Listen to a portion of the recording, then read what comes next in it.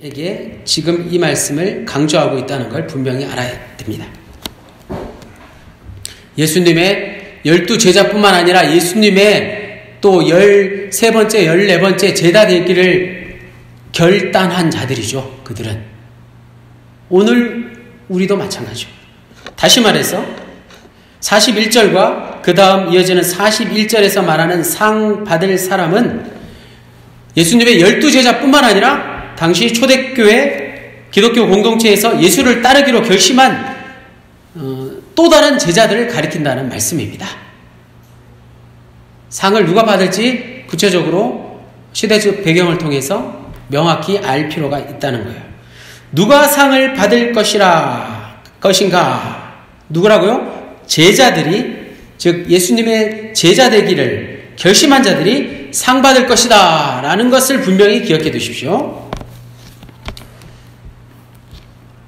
자, 그런데 말씀을 더 자세히 한번 볼까요? 제자들이 받을 상 중 하나는 선지자의 상이고 다른 하나는 의인의 상입니다. 그렇죠? 말이 그렇게 되죠? 41절에 제자들이 상을 받는다는 말은 없어요. 42절에 있지만 41절도 결국에는 제자들이 받을 상 가운데 하나가 선지자의 상이고 다른 하나가 의인의 상이라는 말씀이 되는 것이죠. 선지자가 누구인가요? 당시 초대교회 시절에도 선지자와 같은 이들이 있었어요. 다른 말로 떠돌이 전도자들이라고 할 수 있겠죠. 이들은 빈손으로 돌아다니면서 복음을 전하고 최소한의 경비를 사람들에게 제공받았습니다. 요즘도 간혹 있을 수 있죠. 세계 곳곳으로 흩어진 12 사도나 우리가 잘 아는 바울처럼 세계 선교 여행을 하는 이들이라고 보면 이해가 되실 겁니다. 오늘날 우리가 아는 선교사들이 있죠. 결국 오지를 다니며 복음을 전하는 선지자라고 할 수 있습니다. 당시 마태복음 초기 기독교 공동체에도 이런 선교사들이 종종 들려서 선교 보고 같은 걸 했을 겁니다. 그리고 그들이 다시 선교지 오지로 떠날 때 후원을 해서 보내지 않았겠습니까? 이런 사람들은 12제자들과 같은 일을 하는 사람들이었습니다. 따라서 초대교회가 이들을 보살피는 일은 굉장히 중요한 일이었어요. 책임이 있는 거죠. 선교사들을 우리가 후원하는 책임이 우리에게 있지 않습니까? 그런 것과 같은 것이죠. 의인도 마찬가지입니다. 고대 유대 사회에서 의인은 하나님을 위해서 일하다가 백성들을 향해서 하나님의 메시지를 선포하다가 때로는 박해를 당하고 죽임을 당하는 사람들, 이사야, 예레미야, 에스겔 대표적인 선지자, 의인 아니겠습니까? 또 초기 기독교 당시에는 의인이라고 칭할 수 있는 사람이 바로 스데반 집사라고 할 수 있겠죠. 초기 기독교가 선지자나 의인을 잘 돌보는 것은 곧 선지자나 의인이 받을 상을 그들과 똑같이 받게 될 것이다 라는 말씀이에요. 자, 여기까지는 이해가 되시죠? 그런데 선지자나 의인 그리고 제자를 영접할 때 누구의 이름으로 영접하라고요? 내 이름으로? 중요한 말이 맨 앞에 있잖아요. 선지자를 영접할 때 누구의 이름으로? 선지자의 이름으로 영접하라. 의인을 영접할 때 누구의 이름으로? 의인의 이름으로 영접하라는 것입니다. 마찬가지 제자들을 영접할 때 누구의 이름으로? 제자들의 이름으로 영접하라는 말씀이에요. 내 이름으로 영접하라는 말씀이 아니다는 사실입니다. 자, 영접한다라는 말은 곧 대접한다라는 말일 수 있죠. 남을 대접할 때 혹 내 이름을 강조하진 않느냐 라는 것이죠. 누구를 대접할 때 내가 이번에 아주 맛있는 음식을 내가 아주 대접하겠습니다. 내 이름을 너무 강조할 수 없다는 거예요. 내 이름이 아니라 누구의 이름으로? 상대방의 이름으로 대접해야 한다는 말씀은 곧 끝까지 내가 그들을 환대했지만 아주 극진하게 대접했지만 나를 숨기라는 것입니다. 끝까지 나를 낮추라는 말씀이죠. 누군가를 대접할 때 여러분 잘 생각해 보시기 바랍니다. 이 말씀을 기억하시기 바랍니다. 그럴 때 상대방이 나를 진심으로 축복할 것이고 하늘의 그 상이 선지자의 상이, 의인의 상이, 제자의 상이 누구에게? 나에게 주어질 것이라는 말씀이죠. 자, 다음으로 선지자의 상과 의인의 상은 구체적으로 무엇일까 하는 질문입니다. 한국 사람들만큼 상을 좋아하는 민족이 어디에 있겠습니까? 연말에 저는 아주 TV를 켜면 깜짝깜짝 놀랄 때가 많아요. TV 대상, TV 무슨 대상, 방송국마다 한 2박 3일 하나요? 하루만 하는 게 아니고 막 맨날 며칠을 시상식을 하는데 최우수상을 타고 이제 끝인 줄 알았는데 최우수상이 가장 높은 게 아니라 그 위에 또 무슨 상이 있어요. 뭐 대상 이런 게.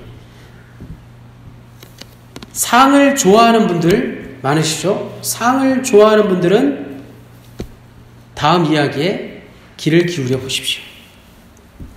태양빛을 볼 때 손전등 같은 게 필요한가 말이에요. 대낮에 태양빛이 있는데 손전등을 비추는 사람은 없죠. 불을 빨리 끄라 그러죠. 여기서 태양이 바로 구원이고 손전등은 상일 뿐이에요.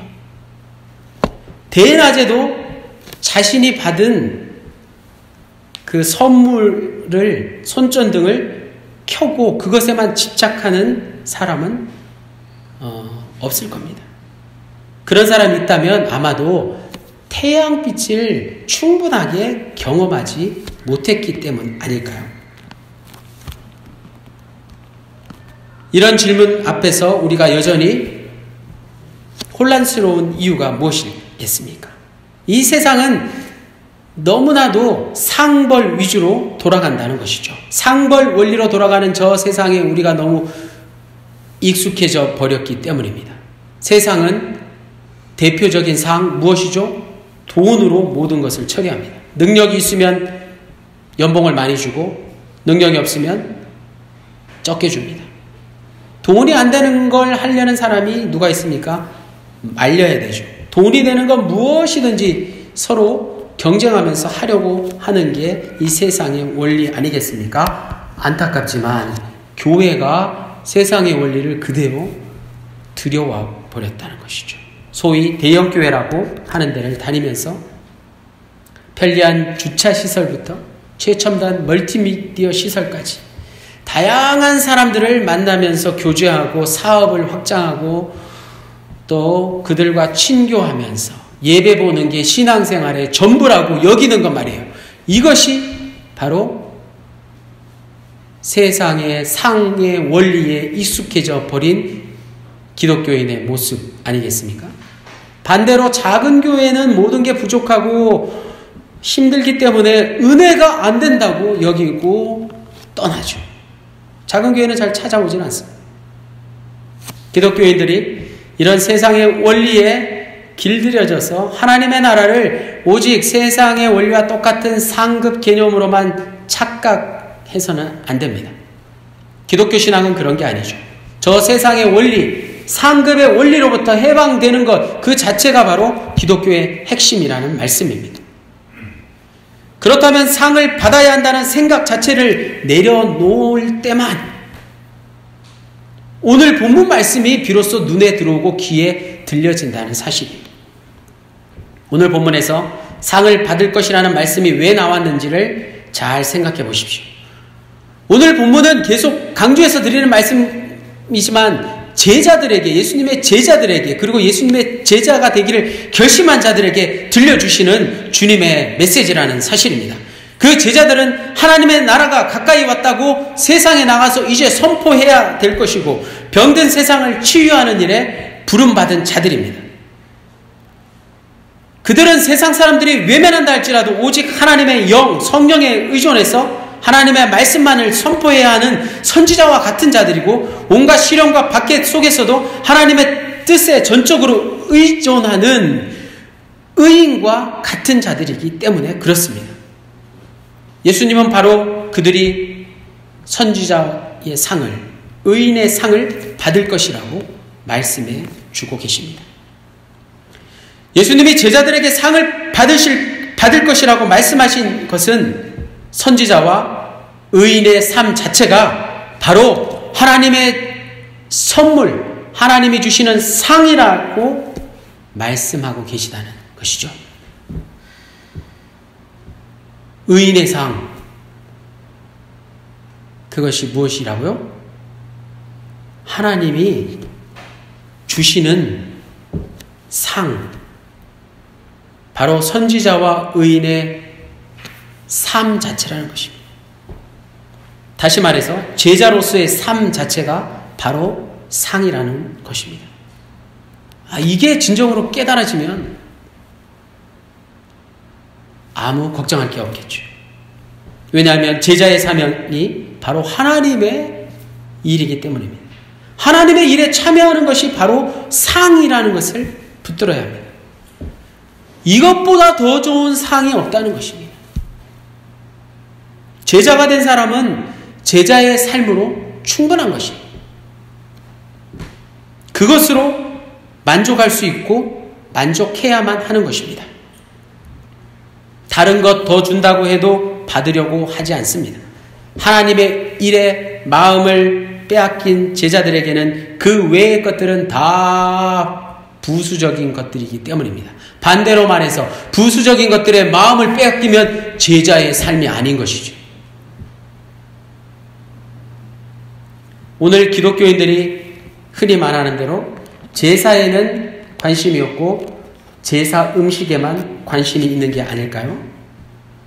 제자로서의 삶에는 관심이 없고 상 받는 것에만 관심이 있는 게 아닌가. 우리의 모습을 돌이켜 보기를 원합니다. 그리스도인은 제자로 사는 것 자체를 하나님의 상이라고 생각하는 사람이라는 말씀입니다. 다른 것 필요 없습니다. 오늘 말씀의 핵심은 그것 하나입니다. 그가 그리스도의 참된 제자라고 한다면 그렇게 생각할 수밖에 없는 것이죠. 다시 한번 말씀드립니다. 거꾸로 그렇게 생각하지 못하면 그리스도의 제자가 될 수 없다는 뜻입니다. 좀 쉬운 예로 상복이 없다라는 말 있죠. 주위에 상복이 없다라는 말을 듣는 분들이 계신가요? 아니면 자기 자신이 좀 상복이 없으신가요? 제가 참 좋아하는 가수 고 조동진 님이 저는 이 상복이 없는 사람이라고 생각합니다. 7, 80년대, 90년대까지 언더그라운드의 대부라고 불리던 그는 2017년 세상을 떠나기 전까지 많은 앨범을 내지는 못했습니다. 6장 정도의 앨범만을 남겼다고 합니다. 하지만 수많은 후배 가수들의 음악 작업을 도왔기에 그들의 정신적 지주가 되었습니다. 살아서 그 흔한 상 하나 받지 못했지만 그를 따르는 후배 가수들, 즉 제자들이 워낙 많기 때문에 조동진 사단이라는 말이 생겼습니다. 그 말을 남기고 이제 하늘나라로 갔죠. 행복한 사람, 제비꽃, 나뭇잎 사이로 같은 명곡들을 남겼습니다. 행복한 사람이라는 가사를 들어보면 좀 슬프죠. 울고 있지만 행복한 사람이라고 노래하고 있습니다. 그 노래들 대부분이 굉장히 멜로디가 느리고 시적이고 좀 우울한 느낌이 나요. 그래서 제가 그 음악을 하루 종일 이렇게 틀어놓고 듣고 있으면 저도 좀 우울해지는데 우울해지는 게 결코 나쁜 것만은 아니라는 거예요. 십자가가 그렇죠. 우리가 슬픔에 대해서 확실하게 알 때 슬픔이 어떤 것인지를 분명히 알면 기쁨을 만끽할 수 있다는 것입니다. 십자가의 원리가 바로 그것 아니겠습니까? 그래서 슬픈 노래를 좋아하는 건 여러분 나쁜 게 아닙니다. 슬픈 노래를 많이 들은 사람은 그만큼 더 기뻐할 수 있다는 거예요. 그에게 가장 큰 상은 아마도 그의 노랫말처럼 울고 있지만 행복한 사람이다 라는 그의 고백이 아닐까 생각해 봤습니다. 자, 그렇다면 우리가 그동안 알고 있는 것처럼 천국 가서 우리는 아무런 상도 받지 않는다는 말씀입니까? 이런 질문이 또 나올 수 있습니다. 계시록 2장 10절 말씀, 내가 죽도록 충성하라. 그리하면 내가 생명의 관을 내게 주리라. 생명의 면류관을 우리가 생각합니다. 아주 화려한 면류관이죠. 신라의 왕들이 썼던 금관과 같은 찬란한 관을 우리가 쓰게 될 것이다 라는 그런 상상에 그동안 사로잡혀 있었습니다. 또 고린도전서 9장 24절에 운동장에서 다름질하는 자들이 다 달릴지라도 오직 상을 받는 사람은 한 사람인 줄을 너희가 알지 못하느냐. 사도 바울의 말씀처럼 어떤 생명의 관을 받는다는 표현과 상을 받는다는 표현은 그 문자 그대로 받아들이는 게 아니라 우리가 국어 시간에 배운 은유법과 같다는 거예요. 시적인 표현이라는 것이죠. 그것이 가리키고 있는 본질적인 것이 있다는 거예요. 그것이 가리키고 있는 근원적인 세계를 우리가 봐야 된다는 말씀입니다. 그것이 바로 하나님의 나라죠. 하나님의 나라는 놀랍고 신기하고 매혹적이어서 우리를 계시록 말씀처럼 죽도록 충성하게 만듭니다. 또 사도 바울의 말씀처럼 전력으로 다름질하게 만든다는 그런 표현입니다. 우리를 거기에 휩쓸리게 하는 힘이 있는 게 바로 하나님 나라의 능력입니다. 그래서 하나님의 놀라운 세계를 경험한 사람은 아무도 거기에 휩쓸리는 걸 거부할 수 없는 것입니다. 구경꾼으로 그저 방관하고 있을 수 없다는 것이죠. 그래서 제자로서의 삶에 집중하지 않을 수 없는 것이죠. 그래서 힘들지만 어렵지만 고난이 있지만 제자로서의 삶을 결단하는 것입니다. 그런 삶 자체가 제자의 삶 자체가 생명의 관이고 그리고 반드시 받게 될 상 그 자체라는 말씀입니다. 제자의 삶 그 자체가 생명의 면류관이고 우리가 받게 될 영원한 상급이라는 말씀입니다. 오늘 본문에서 가장 중요한 것은 상을 받는다는 행동이 아니라 제자로서의 삶 자체 존재라는 사실입니다. 제자로서의 삶에 나타나는 특징이 마지막 마태복음 10장 42절에 잘 묘사되어 있습니다. 다 같이 읽겠습니다. 마태복음 10장 42절 시작. 또 누구든지 제자의 이름으로 이 작은 자 중 하나에게 냉수 한 그릇이라도 주는 자는 내가 진실로 너희에게 이르노니 그 사람이 결단코 상을 잃지 아니하리라 하시니라.